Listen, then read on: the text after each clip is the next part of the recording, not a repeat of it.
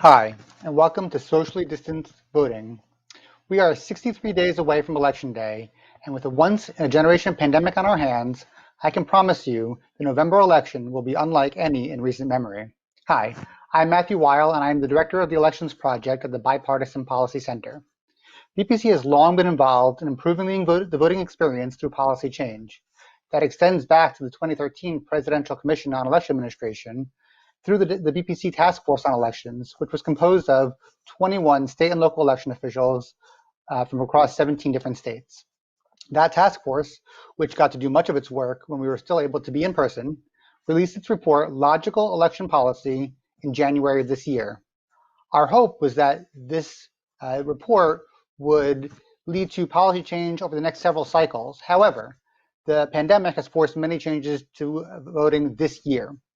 As you may have heard from me and many others on this call, on this event, there's going to be more absentee voting in November than we've ever seen. And yet, we still expect that upwards of 50 million Americans will cast ballots in person in some way this fall, either during early voting or at the polls on Election Day. And that's what brings us here today. There are many ways to make voting in person work better. I'm going to briefly introduce the members of our event today, the panelists. Before I do, I want to note that you are able to submit questions either through our YouTube channel, our Facebook stream, or you can do it on Twitter, #BPCLive. All of our panelists today are incredibly impressive people and have incredibly long biographies, so I'm not going to read all of them. So you can read all of them on their own websites. Charles Stewart, the third, is the Kenan Tahine Distinguished Professor of Political Science at MIT, where he has taught since 1985 and is a fellow of the American Academy of Arts and Sciences. Since 2001, Professor Stewart has been a member of the Caltech MIT Voting Technology Project, a leading research effort that applies scientific analysis to questions about election technology, administration, and reform. In 2017, Professor Stewart established the MIT Election Data and Science Lab, and in 2020, partnering with Professor Nate Persily of Stanford Law School, established the Stanford MIT Healthy Elections Project. Juan Gilbert is the Banks Family Preeminence Endowed Professor and Chair of the University of Florida Department of Computer and Information Science and Engineering. That is a long title, Dr. Gilbert. He has been working on securing elections for more than a decade, including by developing Prime 3, which is the first open source universal design voting system that accommodates both voters with disabilities and without, and provides a paper printout of the ballot. He is a frequently called upon expert on voting system security, accessibility, and usability. For pandemic voting, he is the creator of a ticketing system to help voters maintain social distancing while exercising their right to vote, which he will talk about today. Gretchen Macht is an assistant professor and director of the URI Votes Group and the Sustainable Innovative Solutions Lab at the University of Rhode Island. Dr. Macht's research in voting has collaborated with Rhode Island Secretary of State, and the URI Votes project was initiated after the 2016 presidential election, where 2 state recommendations directly cited her as a key expert for ensuring future minimal lines at polling places. Her project has created a modeling program for voting this year, and she will talk about that shortly. And finally, Michael Vu is the San Diego County Registrar of Voters. He's responsible for elections administration in the 3rd largest election jurisdiction in California and the 8th largest in the country. Michael has previously served as executive director of the Board of Elections in Cuyahoga County, Ohio, and elections manager for Salt Lake County, Utah. He is also an esteemed member of BPC's Task Force on Elections. With those, as brief as I could be, introductions, I want to turn to Charles for his presentation. Charles, take it away. Thanks, Matt, and thanks to Matt and all the team at the Bipartisan Policy Center for hosting this event today, because it's a very important topic, one that hasn't gotten a lot of attention from the press and the public, but I'm sure is something that's been on the mind of the people everybody on the webinar today.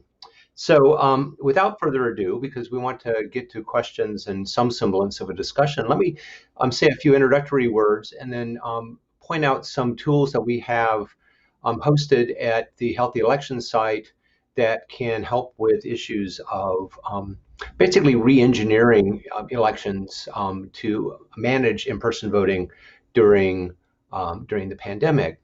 And I just start the introductory remarks to just underscore one of the things that Matt said in his introduction, and that is that we expect at least about 50 million people to vote in person in the upcoming election, and we're beginning to see evidence that that's roughly going to be true. That's consistent with the turnout that we've seen in the primaries. It's consistent with the types of public opinion research that we've seen. I've just shown up on the screen. It's probably too small to read, but the COVID elections group recently released a report where they reported voters' self-reported intentions for how they intend to vote in November. And while it's predominantly mail balloting, it still is consistent with 50 million people voting in person. And of course, we have examples like this, a recent executive order of the governor of Maine, restricting in-person polling places in that state to no more than 50 people at any one time. And so we're going to have substantial number of people voting in person, and those in-person voting places are going to be constrained. And people managing, officials managing polling places need a plan. And that's really the theme of my talk and the theme of all of our talks today is to help election officials manage. Now, I want to begin with and very briefly remind people who've heard me talk before that I like to talk about something I'm now calling the elbow of pain. And this just refers to a graph that many people in queuing theory understand. Sometimes this is also known as the hockey stick graph, where if we graph, say, we have we have a polling place, we have a couple of check-in stations, and it takes a certain amount of time to check in. We know that as more and more people arrive, say during an hour, during a day, actually for most of the day, it doesn't matter how many people are arriving. You don't have any lines. But there comes to a point, it's about when you reach about 80 to 90% of what the theoretical capacity is, that the lines just go through the roof. And this is this elbow of pain that we're trying to avoid. Now, one of the things that's going to be happening because of the restrictions of voting in person in COVID is that service times will be longer. It's going to take longer to check in people. It's going to take longer to scan ballots. It's going to be longer to mark ballots.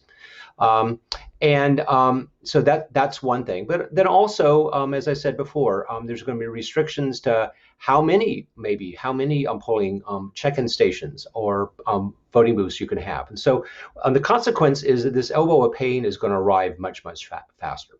And it's going to be, therefore, much more critical, very critical for election officials, at least to avail themselves of planning tools to kick the tires and make sure that they plan sufficiently. It's not too late now to do that by all means. What I wanted to point out in just the last couple of minutes here is that if you go to healthyelections.org, which is the website of the Stanford MIT Healthy Elections Project, you will discover a tools section, which has a link to a wide variety of tools for addressing a number of planning topics, including mail ballots and in-person voting, communication, gathering data, data analysis. And the tools are tried and true by and large. Most were developed before COVID. Some have been developed for COVID. But you can see for these groups, they're recognized groups, and many of you, in fact, have used tools and resources from these groups before. Both Gretchen and Juan are in this list as well. If you go to the section that specifically highlights the tools that we've developed at Healthy Elections and the Caltech MIT Voting Technology Project, you'll discover a small number of tools that we're hoping that people will take a look at. The one is a very simple tool which helps you to analyze where the bottleneck is likely to be in your polling place. Is it going to be, is the limiting factor in your polling place going to be the voting booth, or is it going to be the check-in station, or is it going to be at the scanner? So this is a very simple tool that you can look at. Another tool allows you to take basically known parameters about the number of people you anticipate to show up at a polling place on election day, service times and the rest, traditional things that have been used in tools like this, but adds a feature, which is the external waiting room, which can be literally another room, can be the hall in the building, or it can be the street and the sidewalk around the corner. Okay, limitations, the number of people in rooms makes that tool valuable. Here's one that I call the Tammy Patrick tool because she's been asking for this for years. And basically it helps election official answer this question. If I have 100 people at the door right when the polls close, how long until that line goes down essentially to zero? Is it going to take all day, or is it going to be in 2 hours?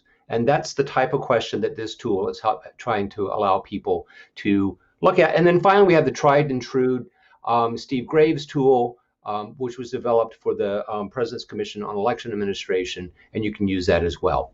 Finally, for people who think this is all hocus pocus and people who don't know what they're talking about, you can link to two reports, an older report and a newer white paper that discusses in layperson's terms, very little math, there's a little bit, but very little math, layperson's tools about the application of queuing theory for managing in-person voting.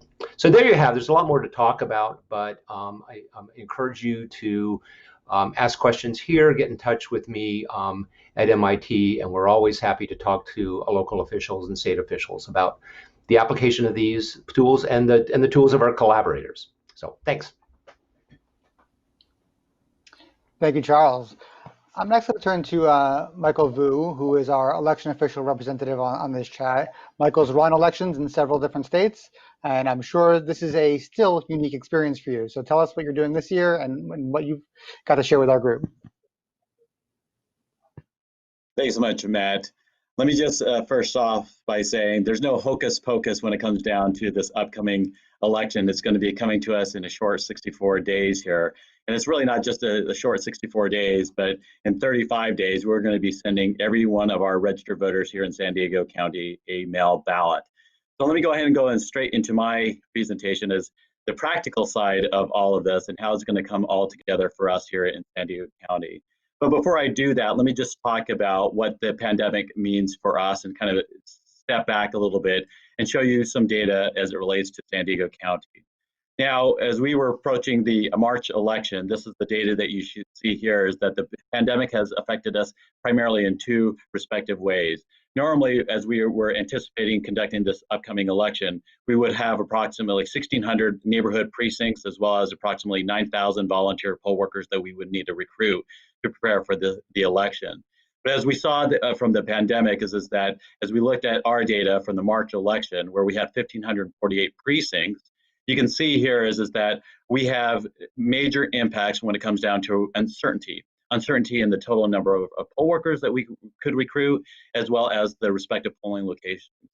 As you can see here is that when it comes down to our poll workers, 65 plus age group, 30% of all poll workers that served for us in the last election, the March 3rd presidential primary election, were in this high risk category of 65 plus age group.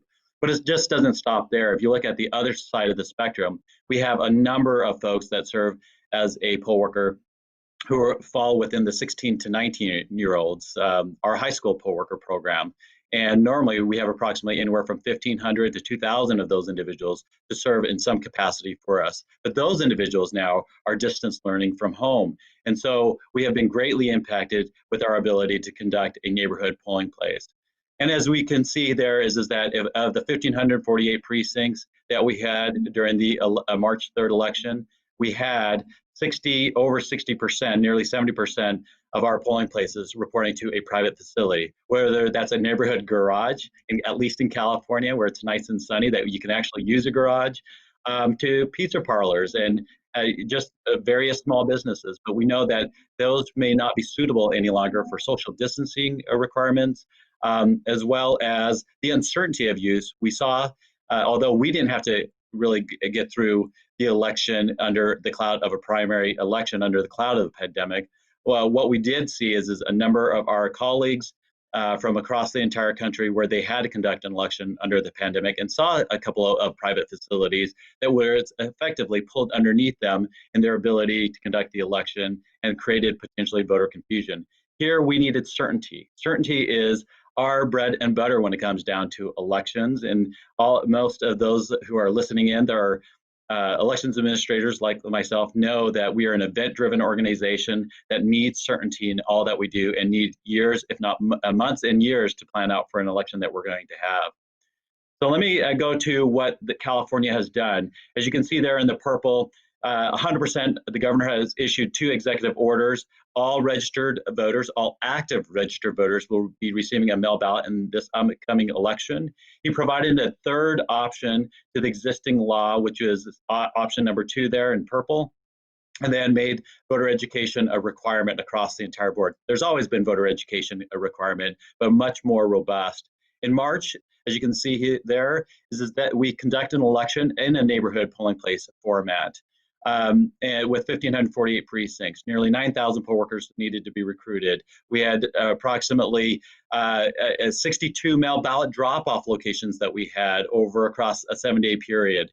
And then as you can see in the blue, we have now what we're going into the election. Since our world has, for the most part, been upended, we have changed our entire model. Something that we took for maybe since the last presidential general election to conduct, we're now 4-year period, we're trying to change the model on 1.84 million registered voters in less than 4 months. And as you can see here, this means that there has to be a major campaign, robust campaign, to notify every single one of our registered voters here in the county. What we're going to plan on doing is consolidate more heavily all of our precincts into super polls, is what we're calling it, 235 of them, much larger facilities, 2,000 square feet in space, open for a 4-day period as opposed to a 1-day period to really distribute out voters across those 4 days, on top of sending them a mail ballot that's going to be out there. Voters will still be assigned a polling location as opposed to needing 9,000 volunteer poll workers. What we will need is approximately 3,500 poll workers that are out there. And it's no longer really a volunteer, because we're going to be paying every single one of our poll workers an hourly stipend, anywhere from $14.25 to $18 per hour. In certain cases, we'll have a site manager that's going to be paid $20 per hour. And then we're going to double the amount of mail ballot drop-off locations and quadruple the amount of time that we will have in the upcoming election.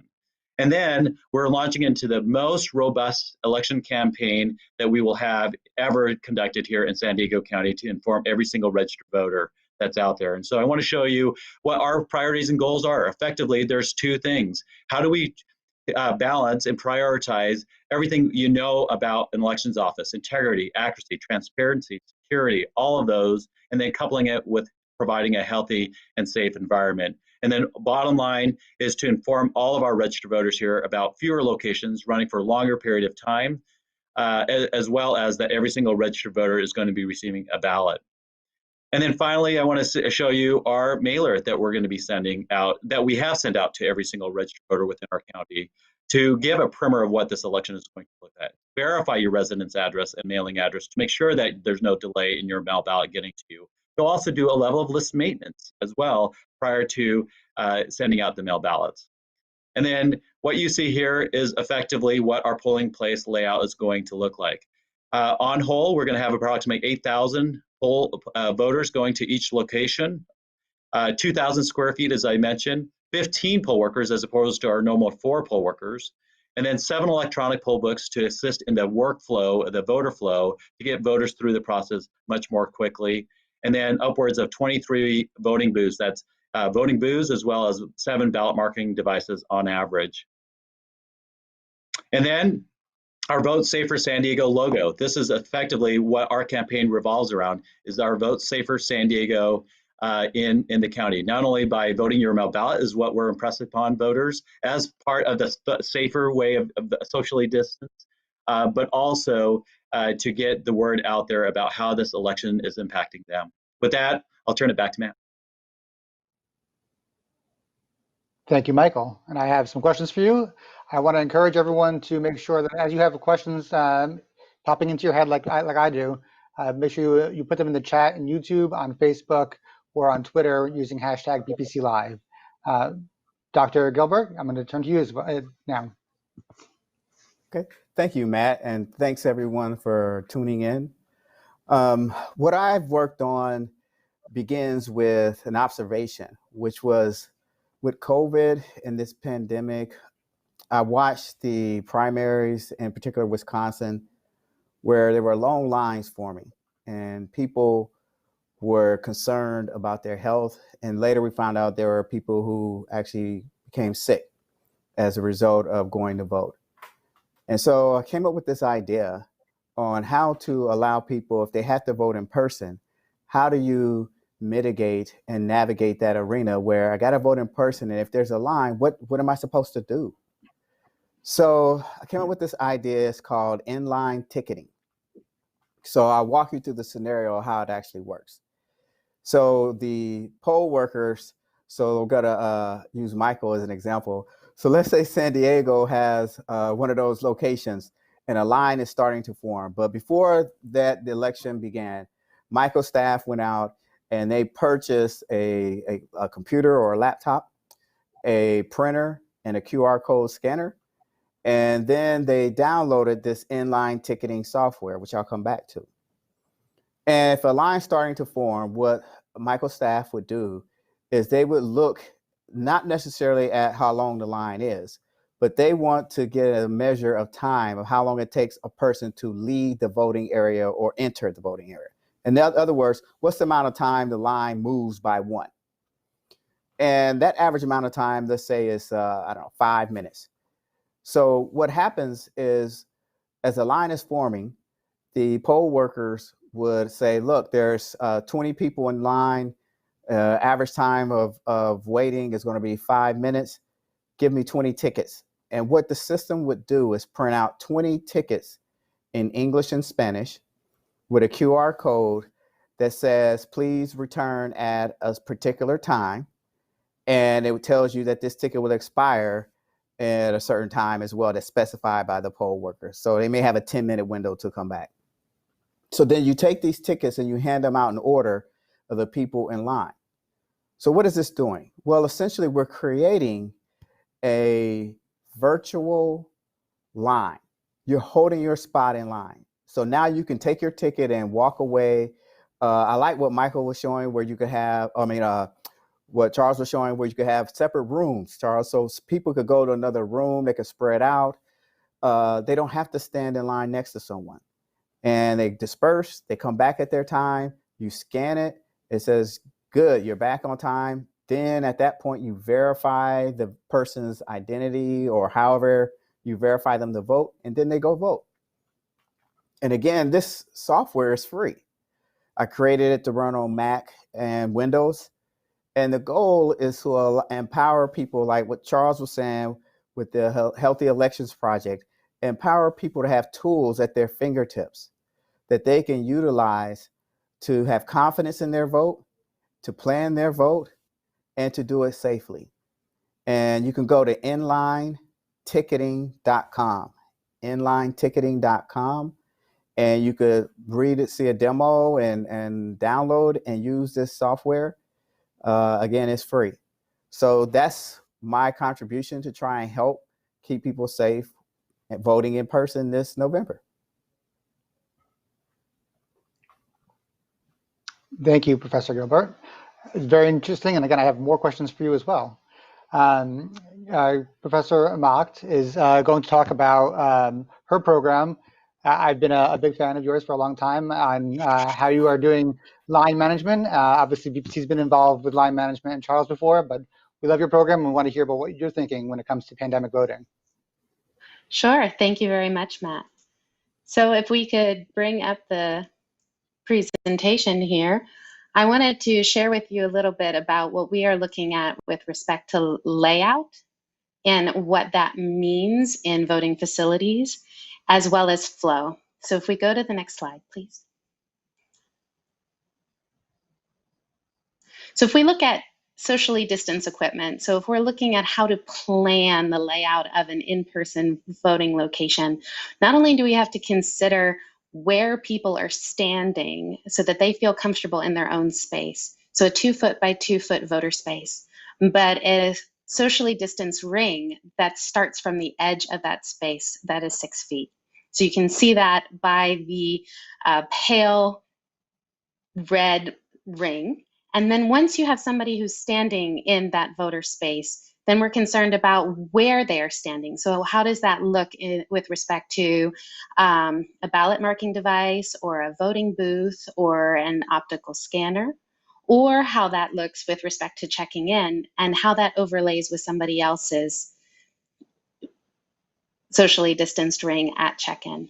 Then we have a voting path. So how does that work when we are passing one another who are either checking in or actively voting and we are trying to exit the system? So a 3-foot voting path. So next slide, please. So when we look at the adjusted space requirements, if we are trying to understand how to reasonably fit 5 privacy booths, that originally or traditionally only took up 208 square feet. But when we start assuming the socially distanced 6-foot from the corner of each voter space of a 2-foot by 2-foot space that's included, then what ends up happening is a much larger space that's almost 5 times the space. Next slide, please. So if we start with one click, we can see that there is a section, one click please, and a second click, and we can start to see that if we take the original layout and the original square footage that we had for those 5 voting booths, and we are overlaying them on our new space, we can have a 3 more clicks, please. We can see that it is literally slightly more than 5 times the amount of square feet for the same type of equipment. So if we'll go to the next slide, please. So when we want to consider the space requirements for an entire in-person voting location, let's just look at 8 voting booths, maybe 2 check-in stations, 1 accessible check-in location, a ballot box, and let's say the sanitization area, which is valuable and very important now in 2020 more than ever. And then 2 chairs for observers. What does that type of square foot look like?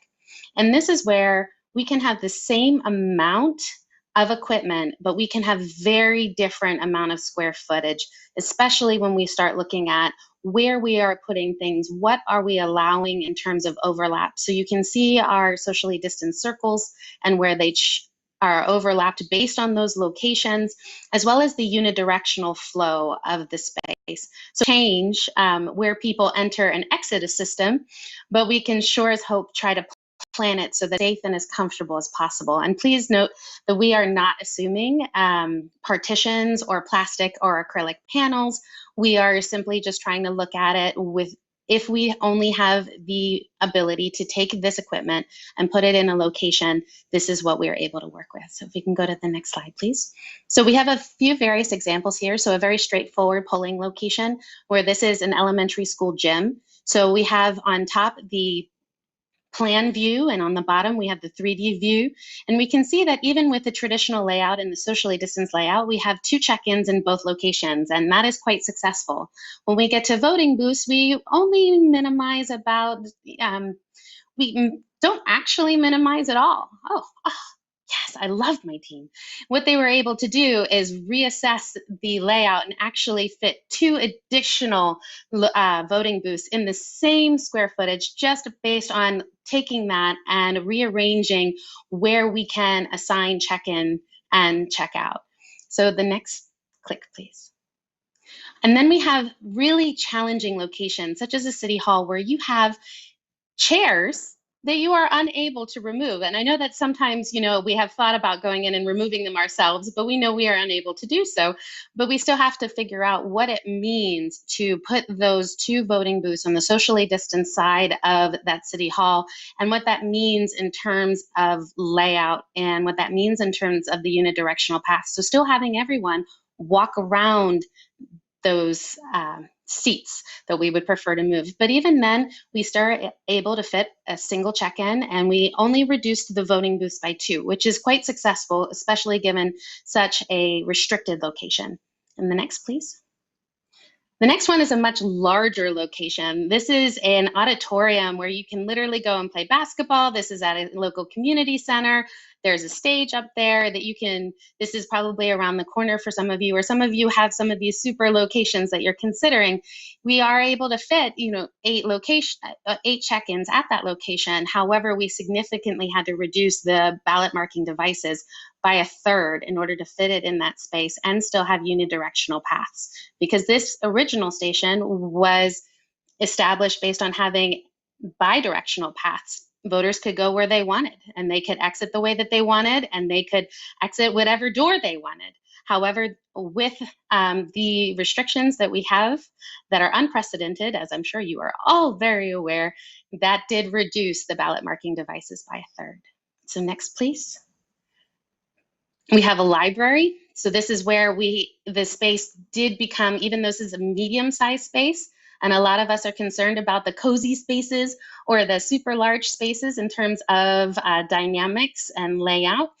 This, as even a medium-sized location, we did have to significantly reduce the number of check-ins as well as the ballot marking devices in this location from 20 to 5. So that's a quarter. That's much smaller. So then the last one is a fire station. Next, please. And as a fire hall, it's definitely a cozy location. It's one where you definitely, you go to the people next door, your poll workers, you've seen them there for a very long time. We still can work within that space that we have the same check-ins, but we have a minimum, we do reduce by one particular voting booth. So what this means is that when we consider layout, not everything needs to be tight. Not everything needs to have plastic if you can't afford plastic, but there are ways to look at the layout that is valuable and important. And if we go to the next 2 clicks, please, I want to show you how we looked at a Rhode Island case study where we helped them set up for the 2020 presidential preference primaries in June. And we were able to look at the general COVID layout diagram, which you can see off to the one side in the 2D floor plan layout. And then what that looks like when you have workers who are setting up that location in the 3D layout. So we wanted to also maintain social distancing, of course, but also the flow management. We do realize that there was potentially a reduced capacity. We wanted to look at line control and what that meant, as well as staffing is reduced, and then equipment sanitization. So next slide, please. And then if you could click one more, please. So this is a quick video of when we start understanding what it means beyond layout and we start learning in terms of flow of people. And please excuse the fact that this program would not let me add masks. So let's just assume that everybody is indeed wearing masks, because I hope that everybody would, as we all hope as well. And I just wanted to show that we do have the ability of, when we have complex systems, to understand what that means in terms of timing, what that means in terms of flow, what that means in terms of not just the layout, but the integration of layout and flow as in queue outside of the system or inside of the system. And next slide, please. So we ran this computationally for all of the 40+ locations. Oh, next slide, please. We ran this for all 40+ locations for the entire state of Rhode Island. And what we were looking at is how many minimum poll check-ins, how many voting booths, how many scanners, how many workers. And then Rhode Island is quite special for certain elections where we have a disaffiliation location. So after you've voted in your primary, then you choose to no longer be party affiliated, or you switch your party affiliation. So we had that additional station in there as well. And what we're able to see here is that we have the minimums shown in the blue, and we have in the red the maximum values. So we can see that even in running this type of optimum size kind of system, we have a maximum average queue of 30 or a minimum of 1. So there is high variability here. We also do have a maximum exposure in certain locations that exceeds 60%. We have 9 locations where voters can, where workers can have an exposure to this level. So wanting to look at how that impacts workers, because if that is a 12-hour election day, that it does mean that they are cleaning over 9 hours of that day. So what does that mean? So these are the types of things that when we start taking the visual simulation as well as the layout, we can start understanding what this means in terms of those responses that we can plan for. So next slide, I think it's 2 clicks. Next slide, please. So these tools are available at URI Votes. You can go and try a free trial for SketchUp. You can also sign up for a monthly subscription if you choose. I do not get any profits of it, so do what you will. But we did provide all of these things and all of these example layouts and all of the equipment on the 3D warehouse of SketchUp, so you can download it into your own system and software. And we do have a visual model where you can create your own video of your own voting location that you want to test out a layout and want to see how it functions in terms of lines, as well as average time in system and maximum time in system.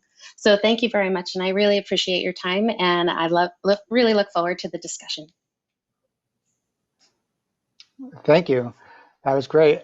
I'm just going to ask a few starter questions. Again, I'll ask that anyone who is viewing this session, you can ask your questions in YouTube chat, Facebook chat, or on Twitter, hashtag BPC Live. Gretchen, I want to stay with you for a second while it's kind of fresh in everyone's mind to start off. What is the ideal polling place? What is the best polling place to design? What would be the parameters? And how likely do we see those kind of polling places around the country? Way to give me a soft one. Sorry. Honestly, it's ones that you're the most familiar with. It's the ones that you understand, that you know how that pattern exists. You know what the arrival pattern is like. You've worked with those locations. You've worked with the people who run those locations, and you have a relationship with them. When you start working with new locations, that presents more challenges. I would encourage everyone who's planning for various sizes of locations to not only consider the cozy ones as well as the super duper extra large locations, but do pay attention to the middle-sized ones, as we did see from those examples that could provide a challenge. So I would encourage you, if you have the opportunity to use ones that you have previously used, go for it. And if you have new ones, work with those who know that location the best. Thank you. And Michael, I'm going to turn to you for a second, because you were talking about how you went from 1,548 neighborhood polling places to 248 what you're calling super precincts. What's unique about that is that a lot of other states that have been making these big changes to consolidate their polling places have moved to vote centers where anybody in the jurisdiction can go. And that's not the case where you are. So how did you come to that decision, and what are the implications of it? Well, ultimately, the decision was based off of the pandemic. I mean, all of this that we're doing is in response to the pandemic. The fact that, as I demonstrated and showed, is that 30% of our population of our poll worker population is impacted in this high risk population of 65 plus age group, plus the fact that students were also distance learning from home. And so ultimately, we had to change. The legislature, as well as the governor, gave us this additional option. And again, it's not necessarily the vote center model, in that there's a big difference here, and that is voters are still going to be assigned to a specific super poll to go to, and we're just consolidating voters to a specific site. But you got to put this all in context here, is that in San Diego County, particularly in California, but in San Diego, 76.5% of our electorate is already a permanent mail ballot voter. That is, they have already signed up and requested a mail ballot to be sent to them anytime there is an election that pertains to them is going to be had. And so for us, really, the sending everyone a mail ballot is really not going to be a big shift for us, because we have invested time and infrastructure to be able to handle something like that. It's really these super polls locations that's got me really worried, because you don't change this on a dime like this during the biggest presidential election that we're going to have in a 4-year cycle, and potentially in the history of San Diego County.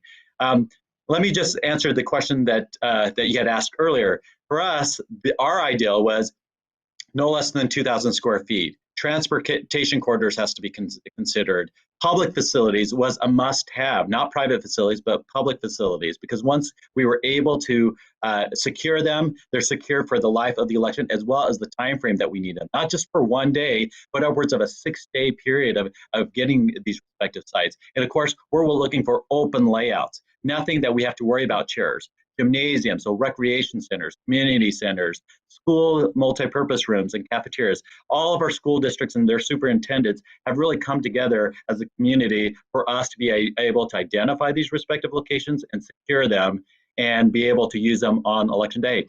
But it remains to be seen. The biggest unknown as well as uncertainty is voters. How will voters behave on election day? Will they vote their mail ballot in the high numbers that we need them to really not spread the virus if they go to their respective locations?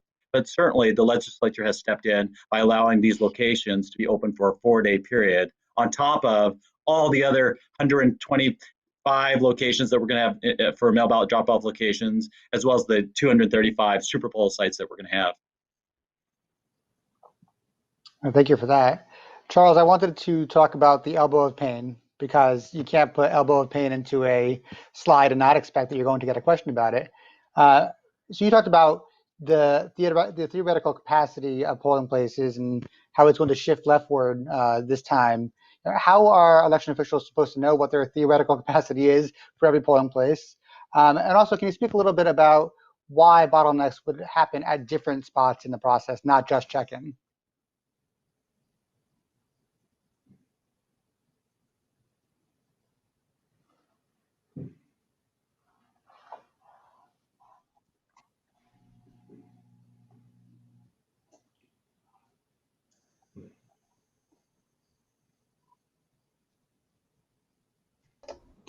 Yeah, I'm sorry. I was focused so much on the second question that I forgot what the first question was. So could you repeat?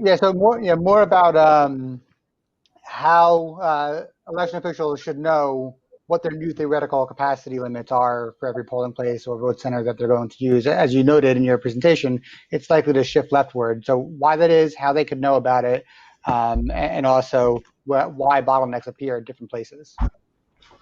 Yeah, well, these bottlenecks appear for a variety of reasons, but and sometimes they appear because you've had emergencies, et cetera. But the types of tools that we're talking about here, and I think Gretchen's tool as well, is based on what I like to call the physics of voting, and that is to say that there are certain mathematical regularities that are used in Walmart, or were used in call centers, or even used in the design of computer chips, and this gets to the kind of studying what happens when systems become congested. And so there are 3 big parameters: how fast do people arrive, how long does it take to serve people, and how many places can you serve them? Okay, and there's all sorts of analogs in the in voting. And so what I hope, if people are inclined to look at the tools that I highlighted in my presentation, they're set up both to play around with these parameters on the web. And if you find that it's useful, you can actually download Excel spreadsheets and do it in an analysis, say, for an entire county. All of this really works best when you know the parameters that we're talking about. And that is to say, you really need to know how long it takes for a typical person to check in. And if you don't know that, and you haven't gathered that data before, you probably need to do some simulations, maybe even some play acting to try to get some reasonable numbers. Likewise, have people play act in filling out ballots if you haven't timed it before. And then go to the the tools that I highlighted and plug in the numbers and see what it tells you in terms of average wait time. The new tools are actually optimized for thinking about the restrictions that you're going to face during the pandemic. For instance, you can enter in, let's say that you have a sense about what it was in the olden days. that you had a sense about how long it took to check somebody in and how many people you thought would show up at a polling place, for instance. And you can enter in all that kind of normal time data. Then we have boxes where you can play around in the following way. You can play what if analysis. What if turnout is only half of what we've seen in the past? What if we can only have 6 rather than 12 polling booths? What if it takes 3 minutes to check somebody in versus 2 minutes? So you can play that what if analysis. And it really, you need to know what your numbers are. If you don't know what the numbers are, even without a pandemic, you're going to be potentially in trouble. But even making estimated guesses and playing with these tools can give you a sense about what the dynamics are. And then finally, just the last question that Matt raised, which is related to the first one. You get bottlenecks because the service times are too long, or you don't have enough service systems like check-ins, or too many people are arriving. I mean, it's that simple. And what we're trying to do right now is work on all of those parameters. I think the caution here is this, and it really shows up in Gretchen's presentation. A lot of folks are thinking, well, I'm only going to have half the voters vote in person that I normally do. And so it's okay for me to cut the number of voting booths or cut the number of check-in stations in half, or consolidate all the polling places down into half. And that's really dangerous unless you do some sort of simulation of any sort of sophistication and ease. Because one of the things I've learned, I mean, Gretchen's a real industrial engineer. I just play one on television. But one of the things I've learned is in the last several years is that your intuition can really do you in. And you need to work with these tools and understand how things can go bad really fast. Thank you, Charles. I know we're getting some good questions now, and I want to just turn to Professor Gilbert. One last question before I open it up to the audience. Professor Gilbert, your plan for the ticketing system is pretty novel. I don't know that a lot of jurisdictions are doing that now. So what are the barriers that you're seeing to getting that stood up in time for this fall? Well, I put it out there for election officials to use. And I think there's this fear of, I don't want to do anything else between now and the election. I'm really afraid of adding or doing anything different. And I understand that. And I think this is why I designed it the way I did, to make it very easy to use.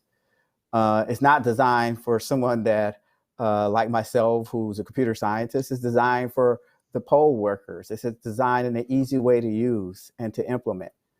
And so to me, the biggest barrier is just getting over the hurdle of, if I have to do this, how much more time would it take? How much effort would it take to put something like this in place? And I would say we can minimize that. And I'm happy to have conversations with people on how they could prepare for something like inline ticketing. I appreciate that. I do want to turn to some of the questions. Some I'll point in the direction of Michael as our resident election official on the panel.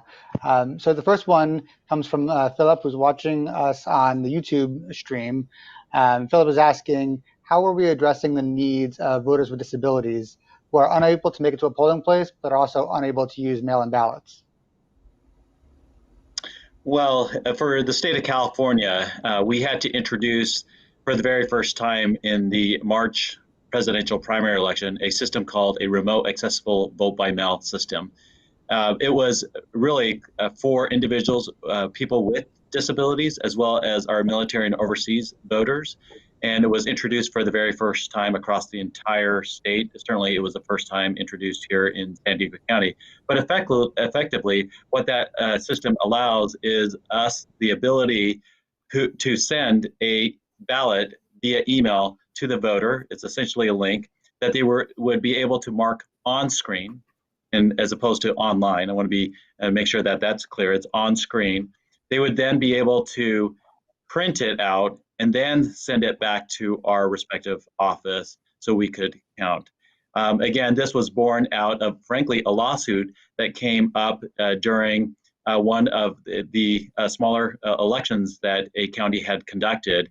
And ultimately, the state legislature passed this remote accessible vote by mail system, also known as RAVBM. Thank you. A question from Stephen Rosenfeld, who's asking about where drop boxes are placed are affecting in-person voter traffic. So this might be a better question for Charles and Gretchen. Have you seen any research to that effect? I'll just start in saying that I actually haven't seen the research on that effect. I will, though, use this as an opportunity to highlight another tool on our website, which was developed by Mindy Romero at the University of Southern California, which is a tool for the placement of drop boxes. And so there are tools out there for the management of all sorts of, just the location of in-person voting, whether it be an in-person polling place or a drop box. But I don't know about on the research. Maybe Gretchen does. No, I haven't seen anything that overlays that, but I do echo your comment on Mindy Romero's work. It's fantastic. So maybe I'll turn it to Michael. I mean, how certainly California's had drop boxes for a while. How does their placement affect where you put polling places, either during a normal election or during this pandemic election? Let me just really speak for San Diego County, as we're doubling the total number of mail ballot drop-off locations. For us, is not so much as boxes. For us in San Diego County, we've always had staffed locations. And where they're placed is, frankly, in strategic locations. Again, locations that are known within the community. For us, that's all of our county libraries. And now for this upcoming election, it's all of the city libraries. We're using YMCAs that are out there. But one of the reasons why we use staffed drop-off locations is just because it does a couple of things for us. First of all, voters in San Diego County are more comfortable to handing over their ballot to a trusted source. And a trusted source is our office and our staff. The second portion of it is it allows us to cure on the spot any issues with that voter's ballot, their mail ballot. That is, if they fail to sign, we have the ability to now have them show the back of the envelope to one of our staff members, to then our staff members letting them know that they have failed to sign. So it corrects it there on the spot, so we can actually count that mail ballot.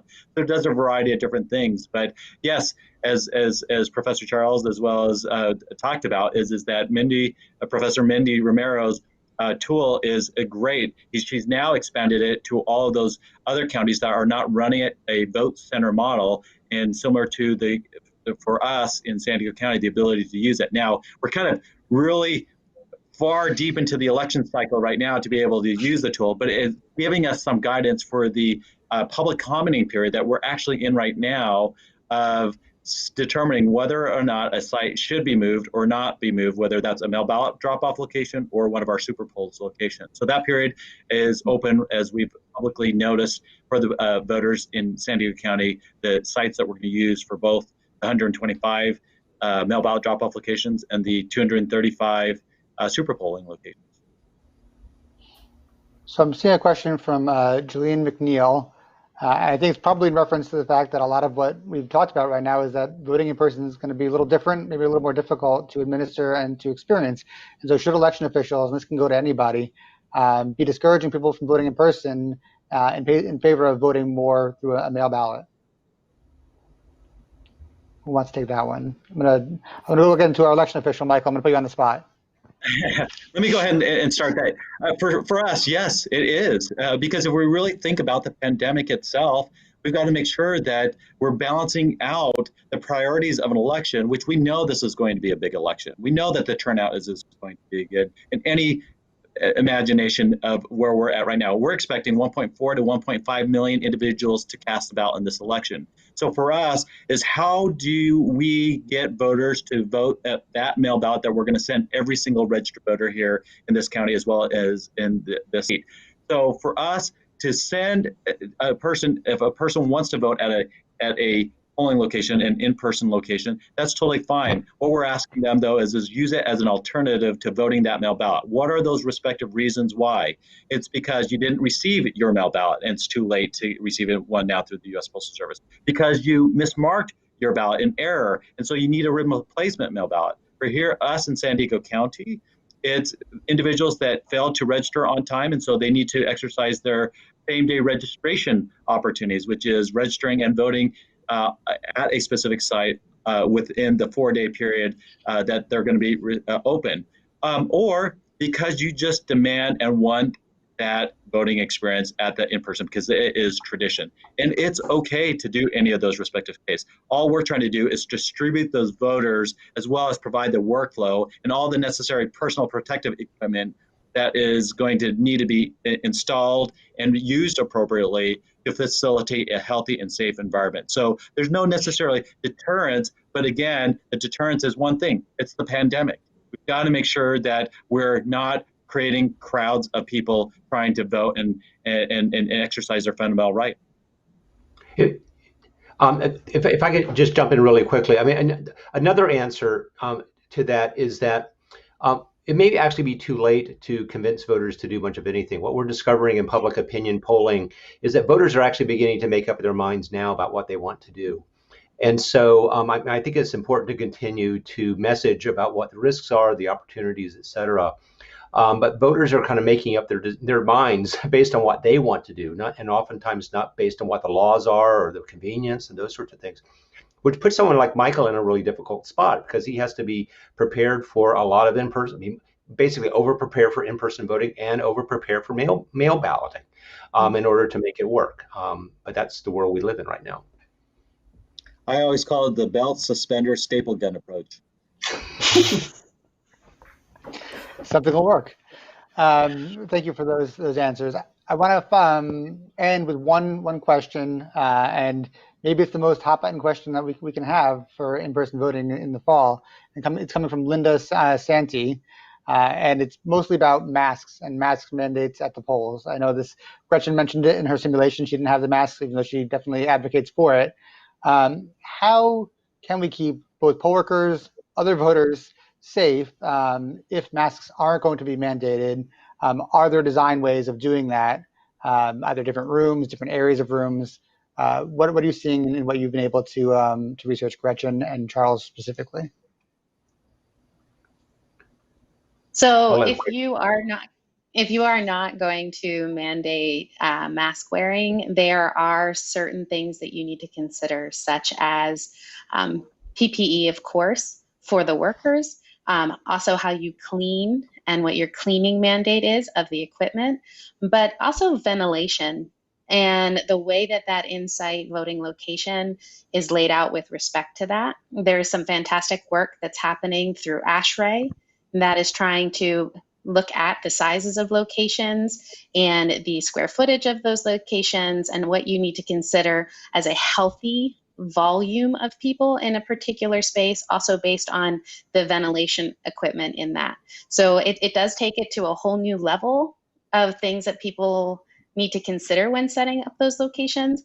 I've also seen it where there has been mask mandates, and I have gone and done some observations while COVID mandates and masking is required in certain locations. And most people walk up and they start, oh, I forgot my mask. And then they go back and they get it out of their car, and then they come back and then they vote. So I think it's all about what the community is mandating. And but there is fantastic work about ventilations and in-person location through ASHRAE. Yeah, if I could just add, I mean, the thing that's impressing me is that local election officials are doing their best to design in-person polling places almost as if they're assuming nobody's wearing a mask. And I mean, I'm just reflecting on Gretchen's software. So thing number one is that by doing the social distancing and all the rest, it's possible to engineer a site in which, as I understand it, read the literature, you actually would be minimizing the risk to the poll workers and to the voters if a large number of people don't wear masks, and if a couple of people don't, then I mean it may not be such a big deal. Still, wear a mask. in the polling place. Can I just add one more point to that whole picture, Matt? Just Yeah, really yeah, sure. quickly.